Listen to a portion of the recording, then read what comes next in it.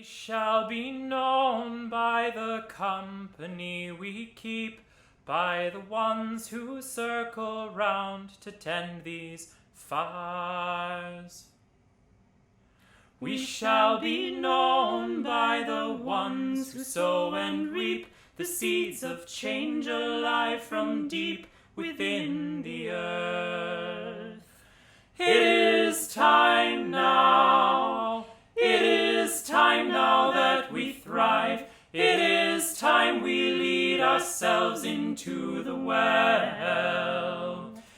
It is time now, and what a time to be alive. In this great turning we shall learn to lead in love. In this great turning we shall learn to lead in love.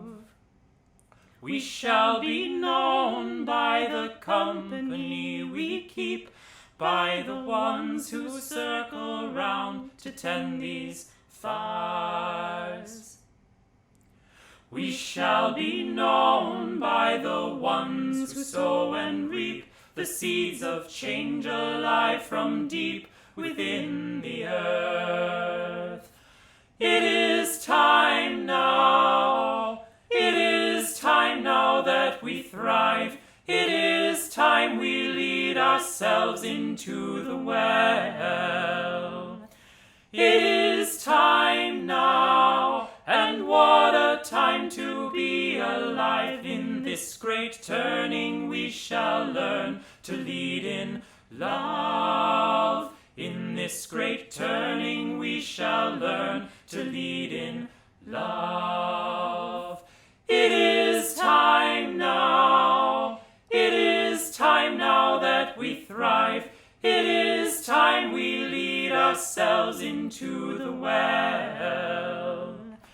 It is time now, and what a time to be alive. In this great turning we shall learn to lead in love. In this great turning we shall learn to lead in love.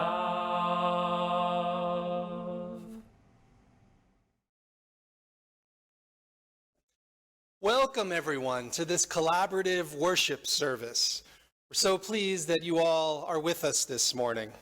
So whoever you are, wherever you come from, whomever you love, we welcome you to this sacred space. Well, this morning you're in for a treat because you will be hearing from ministers and musicians from several of our Unitarian Universalist churches, including Belmont, Kingston, Quincy, Canton, Bridgewater, and Medfield, where I'm streaming from this morning. Our meeting houses were built on the indigenous lands of the Wampanoag and the Massachusetts peoples.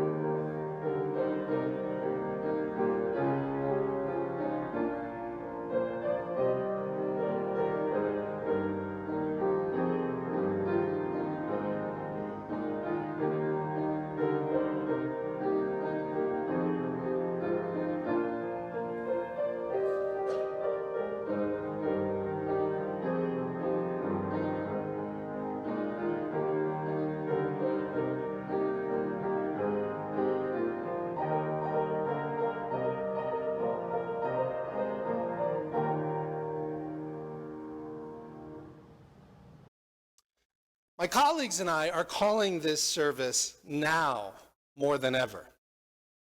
For during this time of isolation, sadness, and loss, it's important to remember that we are not alone, that our congregations are needed to hold us, to support us, to nurture us now more than ever.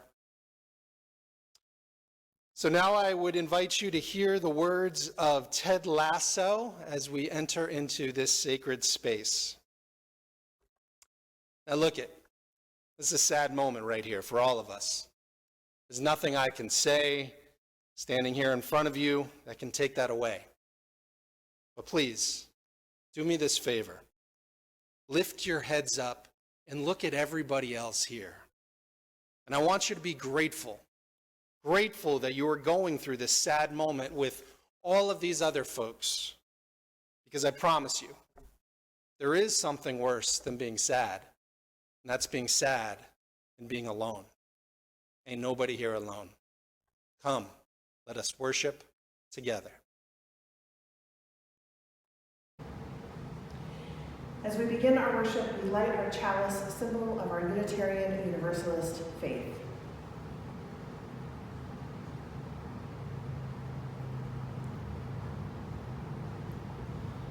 We light our chalice with these words by the Reverend Deborah Falk.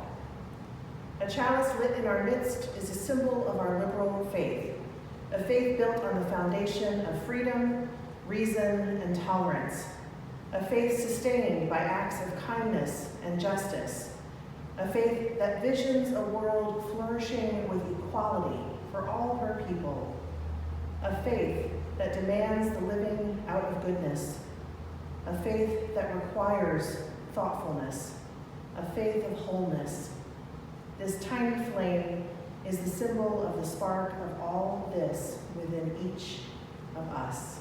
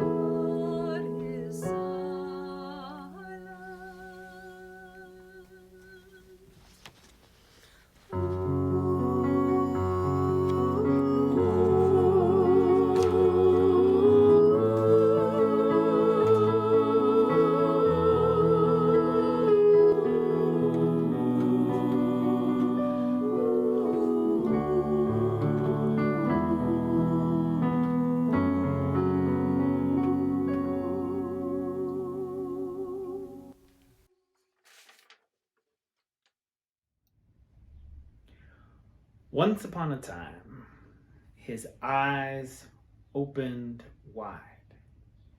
And he looked around and he was a little bit confused because it was a world that he saw that was unlike any other world that he had seen. And the first thing he noticed was that there were fires going on. Some big fires, some small fires. And he looked around and he thought, what is going on? Otherwise, it was very dark. And he could sort of make out the sort of silhouettes of people, some of them running away, some of them running towards the fires. And he was a little bit confused, and he saw the people running away, and that seemed like a good idea. And so part of him wanted to run away. And then somebody ran up to him and they said, we need your help. We need to put out these fires. And they ran towards the area where there was even more fires. And he thought, well, it's not a bad thing to run away. I could also just run away. That seems like a good choice. But there was something inside of him, something deep inside of him, where he knew that he could help. He knew that there was something for him to do. And so he decided to go towards the fires. And so he did. He started first walking and then running a little bit toward the fires. And it felt like a good decision. But then he was like, what am I supposed to do? I don't even know what I'm supposed to do.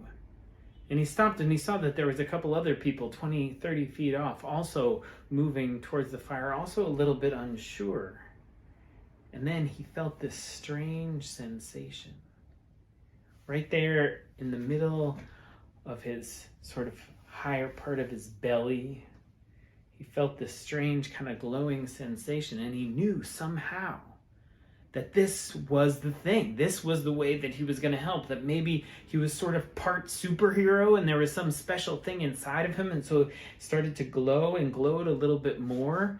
And he reached out his hands and he was expecting some wonderful magical thing. And sure enough, something started to come out of the glow. And as soon as he knew it, he was holding a frisbee.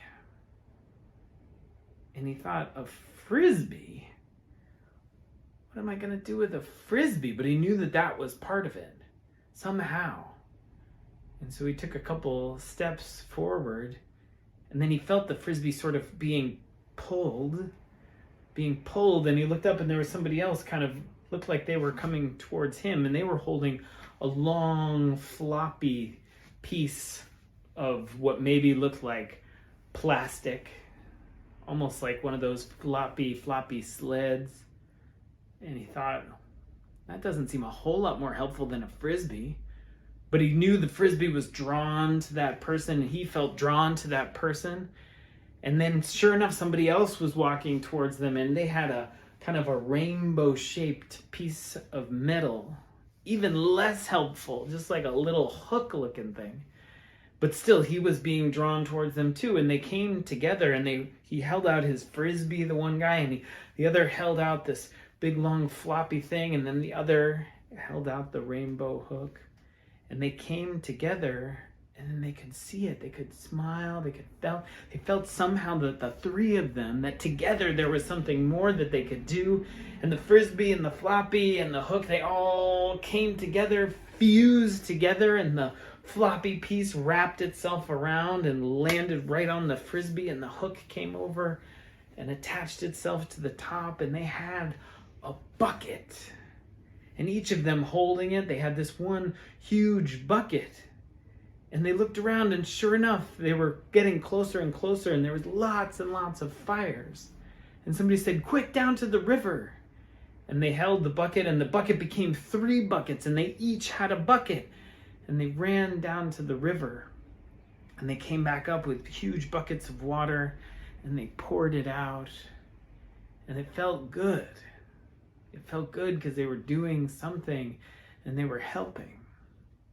And they knew that each of them alone had a piece of what they needed, but together,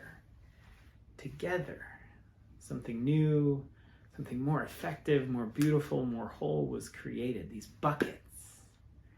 And friends, the world is on fire. Together, we make buckets. And we work to heal and help this world. But that's not the end of the story. Because as they were bringing up big buckets of water, as they were putting out fires, one of them said, "This is really, really good, but who's throwing these fireballs and starting these fires?" And they looked at each other and they wondered. And that's part of our work too. Our work is to put out the fires, to work to serve, to heal this world, but also to ask the larger questions, also to work to alleviate the causes of so much suffering. So, we give thanks for all these buckets, for all these fires, for all this calling within us to help heal, quench, and serve. Amen.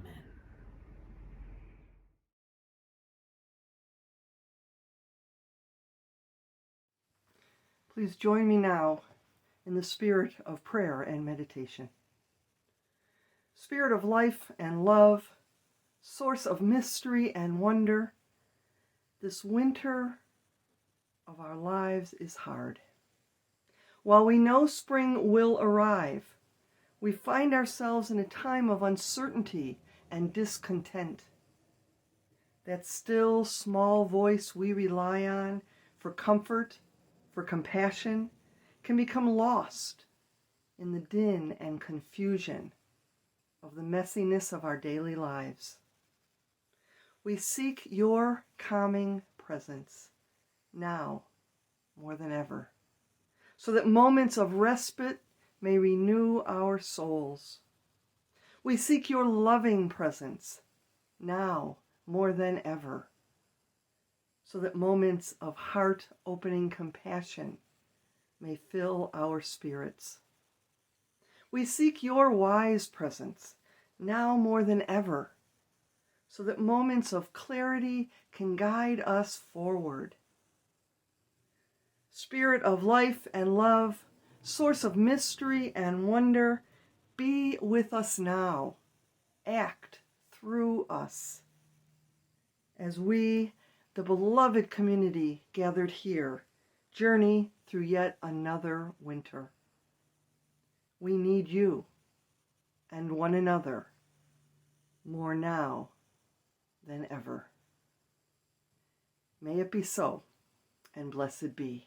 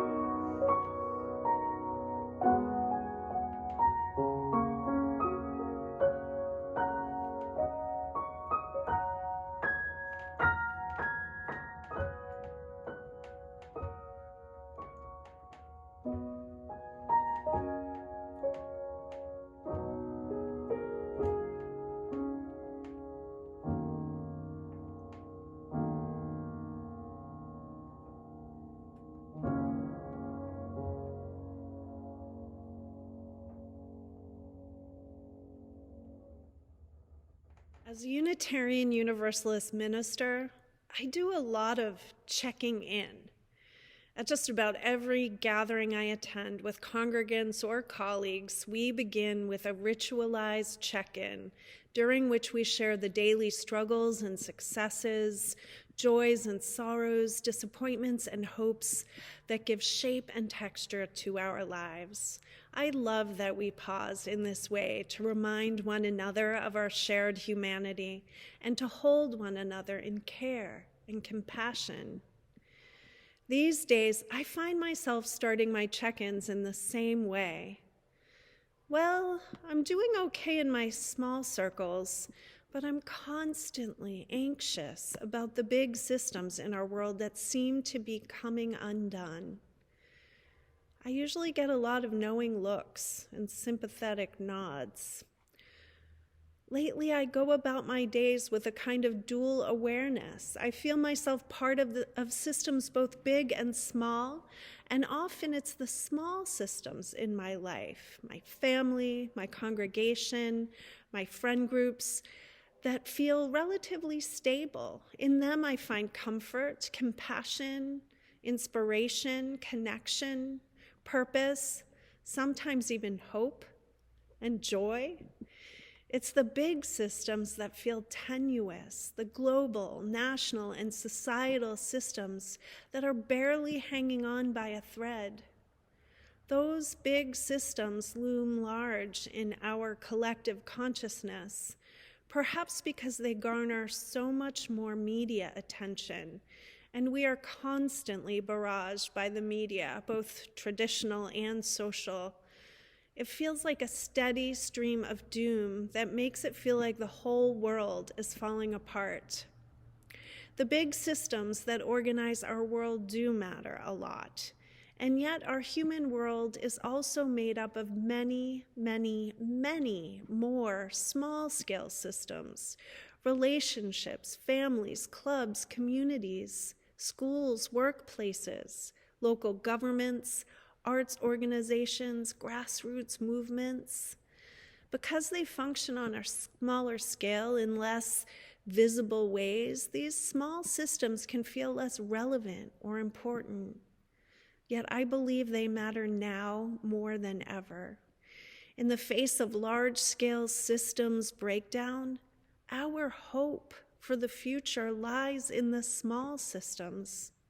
And this is good news for regular folks, because it is in the small systems of our lives that we have most influence, where we can make a difference, where we can keep democratic processes alive, where we can learn to live in more sustainable ways, where we can foster inclusivity and diversity, where we can honor our shared humanity.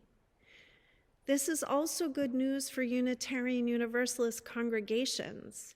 Our churches and fellowships are among those small systems where people come to practice democratic values, to promote inclusivity and belonging, and to cultivate more love and compassion in the world. While these very values are failing in a broader national systems, they are the beating heart at the center of our congregations. It may be too late to fix the large-scale systems, but we can invest at the micro level in our local communities and congregations with our energy and talents, our creativity and compassion, our resources, and most of all, our love for this life, for one another, and for our world. In my attempts to stay grounded and hopeful in these anxious times, I've been returning to an image from the book Finding the Mother Tree by Suzanne Simard, a renowned forest ecologist. Simard is best known for her discovery that trees communicate with one another by way of biochemical signals across vast underground fungal networks. In her work, she describes old-growth trees, what she calls mother trees, as hubs in this vast network. Essentially, mother trees are large-scale systems in the forest ecosystem, which is also made up of lots and lots of interconnected smaller trees and seedlings. These are the nodes, the small-scale systems. Samar discovered that when mother trees come under severe threat, they send out extra loads of carbon and defense signals to the seedlings in their networks.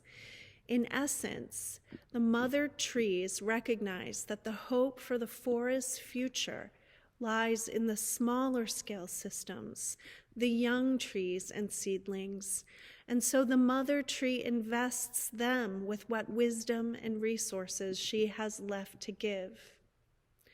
In the same way, I believe our hope for bringing about a just and compassionate future lies in the small systems, in the micro communities like our congregations, where we can keep our values alive and thriving.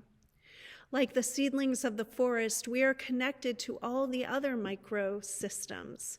As we invest in our own congregations, we can also join in solidarity with our sibling congregations and other faith communities and community organizations that share our values, our hopes, and our dreams for the future. In these hard days, when despair looms, we need our faith communities now more than ever for comfort and solace, for inspiration and encouragement, for connection and care, for hope. At the same time, I believe with all my heart that our world needs our faith communities now more than ever to keep the promise of the beloved community alive. May it be so. This is the time in our service where we invite forward an offering to help support the good work of these churches, both within and beyond our walls. You can go to any of our websites and find a button to make online donations. Now more than ever, your support of our congregations and Unitarian Universalism makes such a difference. We can make it through this challenging time. We can thrive with your support. We are so deeply grateful for all you are about to give.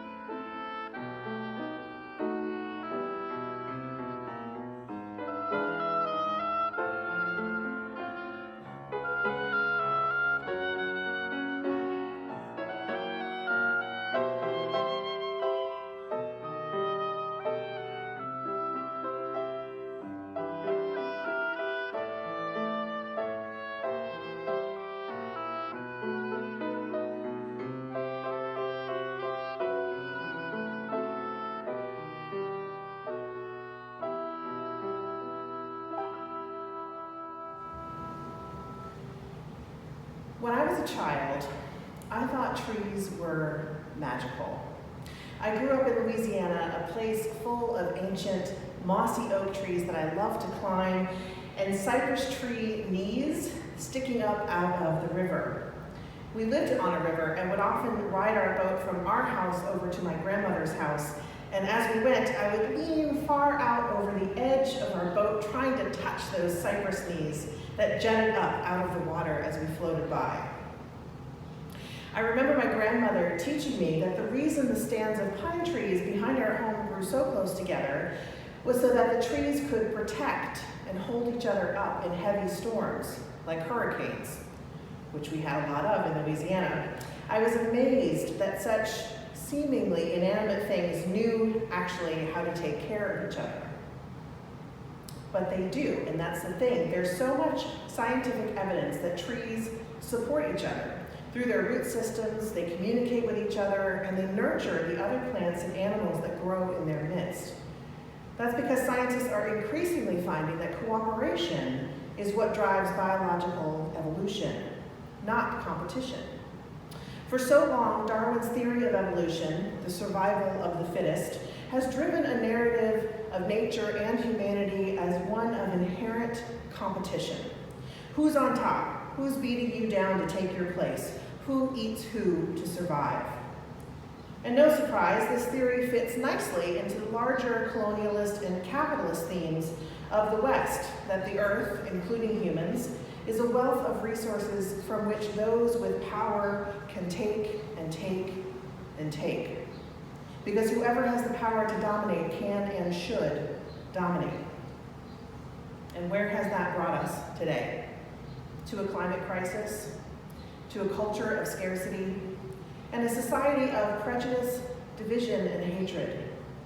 It is long past time to turn away from this competitive view of nature, this insatiable culture of war and want and greed. And we need church now more than ever to help us. The forest biologist Suzanne Simard wrote a book about the wisdom and cooperation of forests called Finding the Mother Tree. She makes the case, as others have made and continue to make, that the forest is a single organism wired for wisdom and care. In an interview on NPR, Simard stated, quote, "We've got to embrace our place in nature as one with nature. These trees, they evolved long before we did. They're resilient, and they're meant to help us be reproductive societies." Now for me, Unitarian Universalism is my forest environment. When I found my way to the UU Church about a decade ago, it opened up a whole new way of being religious, of being in community that I had ever known was possible. As Unitarian Universalists, we believe that we are all members of the interconnected web of existence. That means my thriving is completely dependent on your thriving. Humanity's survival is utterly reliant on nature's survival. We are all part of one home, and if one of us goes down, the rest will follow. But it also means that if we work together to create a resilient and flourishing home, then we're all lifted up. That's why church matters so much right now, because in a world of competition, we embrace the truth that we really can't make it without each other. That's fundamental to our faith. As the Reverend Teresa Soto writes, all of us need all of us to survive. The truth of our interdependence forms the foundation of all of our efforts for justice and for peace. So in a culture and society which works tirelessly to disconnect and distract us, to turn us away from each other and toward the next shiny thing or the next hateful tweet of the moment, we need church to remind us that we belong to each other. We exist in a network of wisdom and care, if only we can be present enough to see it. When we are able to remember that and turn toward each other, we also turn back to ourselves and the beings that we were created to be.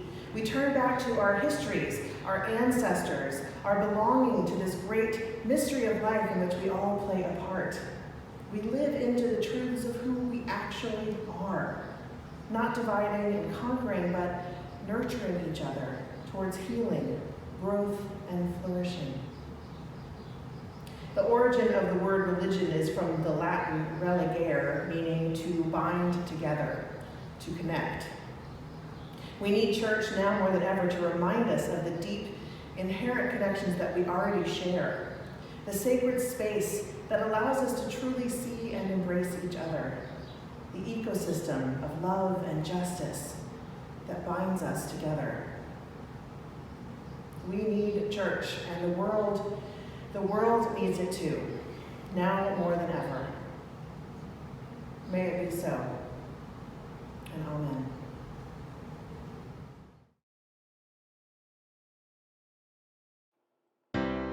Broken down and tired, living life on this merry-go-round.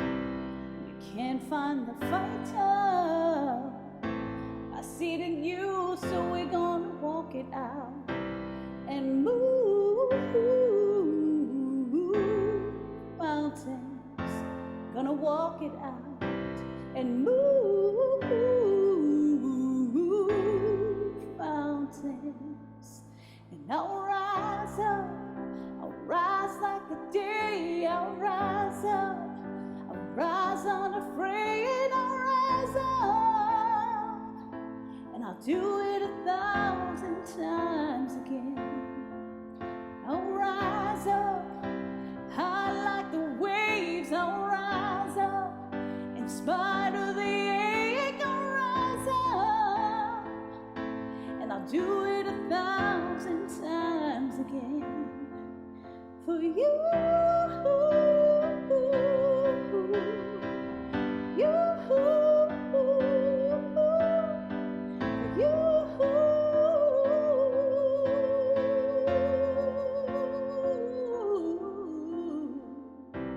the silence isn't quiet. It feels like it's getting hard to breathe. And I know you feel like dying. And I promise we'll take the world to its feet and move mountains. Bring it to its feet to move mountains. And I'll rise up, rise like the day. I'll rise up, rise unafraid. I'll rise up, and I'll do it 1,000 times again. For you,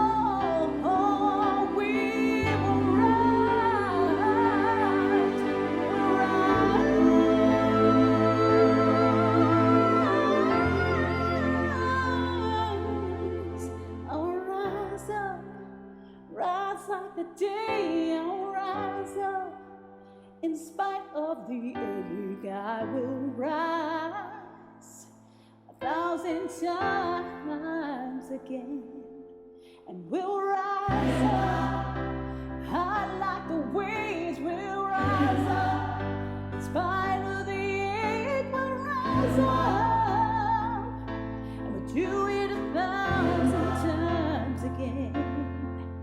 For you, you,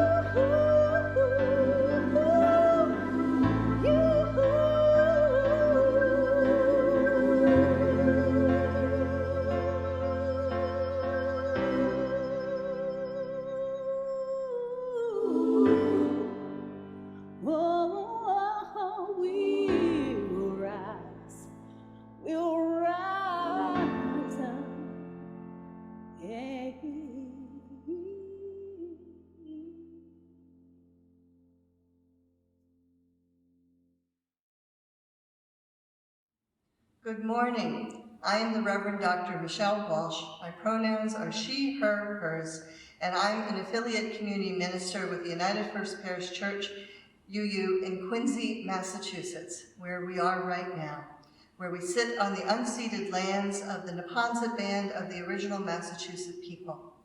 I'm a 5-foot, 2-inch tall woman standing in our Quincy sanctuary at this pulpit, this very historic pulpit, and wearing glasses, black pants, a red and blue flower top, and a turquoise layer of stoles, for those of you who are visually impaired or otherwise can't see this video.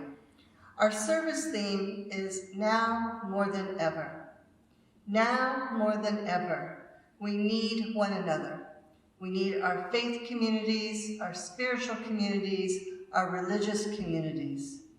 Others in this service will speak to faith ministries and practices within our congregations, within the brick and mortar of the walls of our congregations.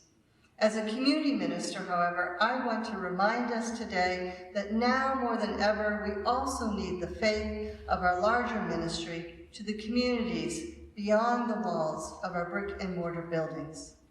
This is the heartbeat of community ministry within our Unitarian Universalist tradition.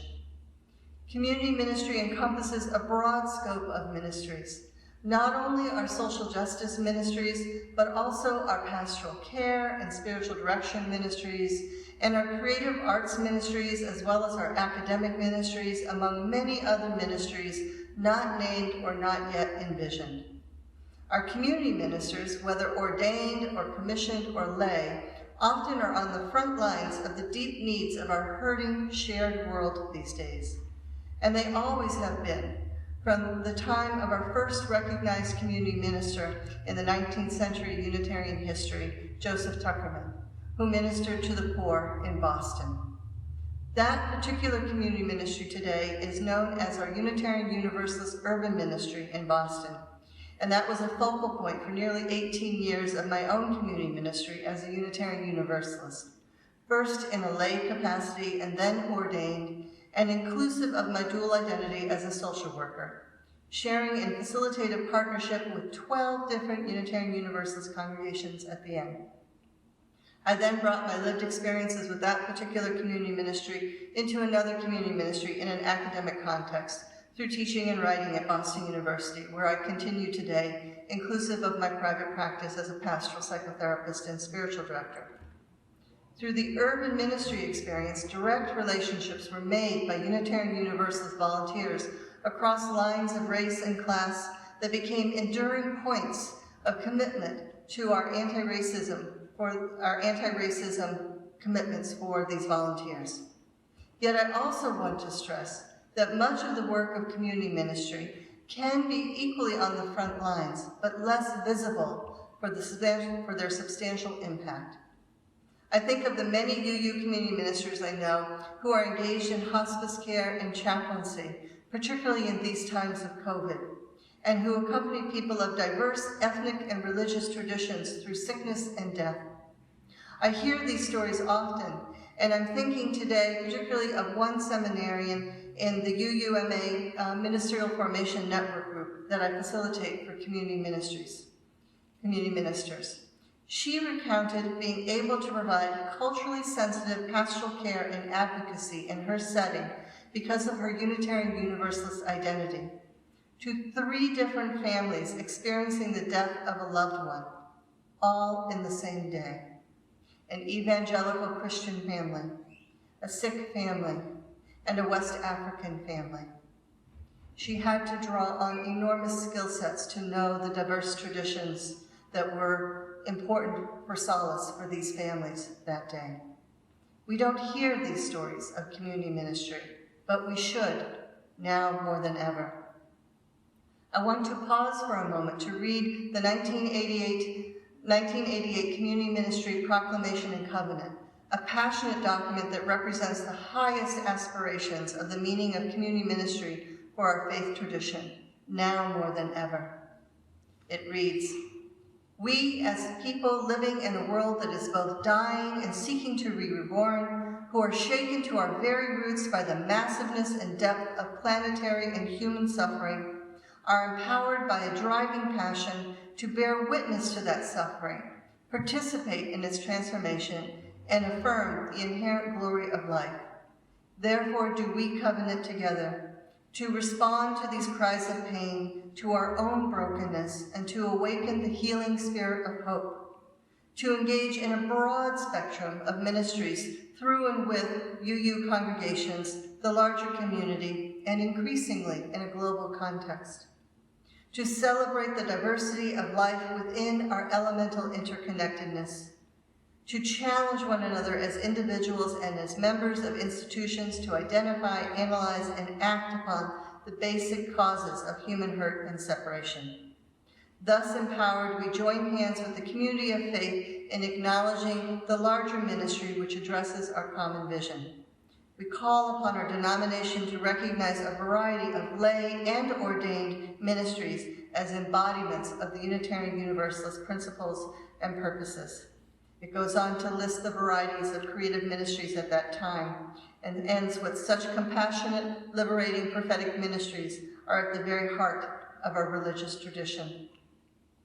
Now more than ever, we need our community ministers and ministries to be supported in connection with our congregations, and all of our lives and our Unitarian Universalist faith itself are enriched by being in touch with and supporting the breadth and scope of our faith in action through these community ministries.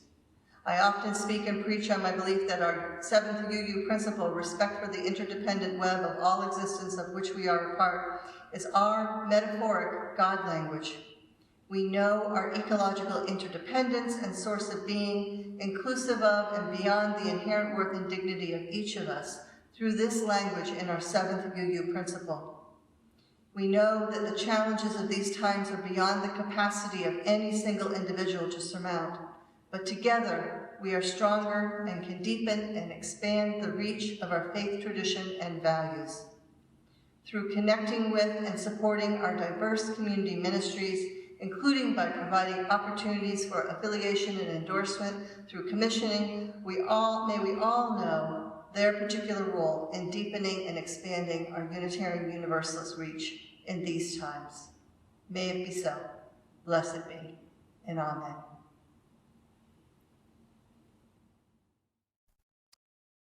As we prepare to leave this sacred space, remember that we are on a journey through a difficult, bitter, cold winter. We didn't ask to be in this place, but yet here we are. In the coming days and weeks and months, we may find ourselves in the wilderness, isolated, sick, grieving, doubting that the spring will ever come. But look around. We are not alone. It's our journey together, a journey toward a deeper care for one another, a journey toward more equity for those often forgotten, a journey toward a profound love that holds us and comforts us, especially when those harsh winds blow. So friends, no matter what, no matter how cold it might seem right now, remember that nothing can hold back spring. I will now extinguish our chalice, but may its light and warmth remain in our hearts until we meet again. Here ends our worship. Let our service begin.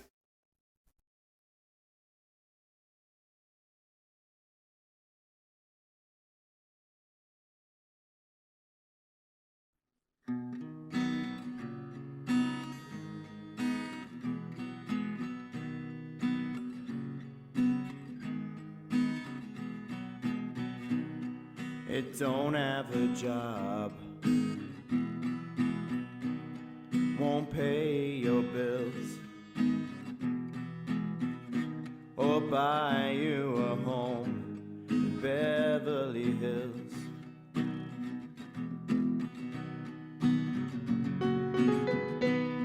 Won't fix your life in 5 easy steps. Ain't the law of the land or the government is all you need. Love will hold us together, make us a shelter to weather the storm, and I'll be my brother's keeper, so the whole world will know that we're not alone. He's waiting for you, knocking at your door. Oh, in the moment of truth, when your heart is the floor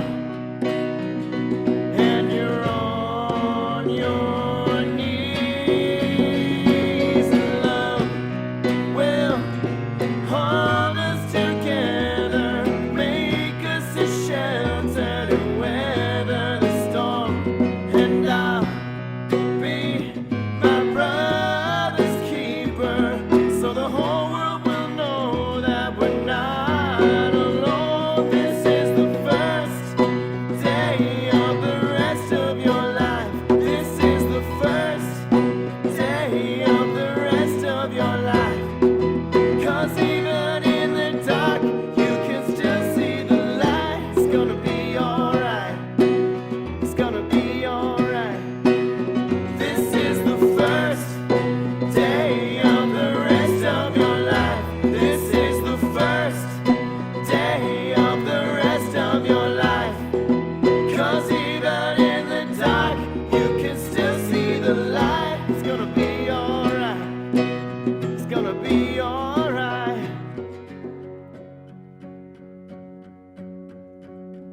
Lean on me when you're not strong, and I'll be your friend. I'll help you carry on, for it won't be long till I'm gonna need somebody to lean on. So just call me brother when you need a hand. We all need somebody to lean on. I just might have a problem that you'd understand.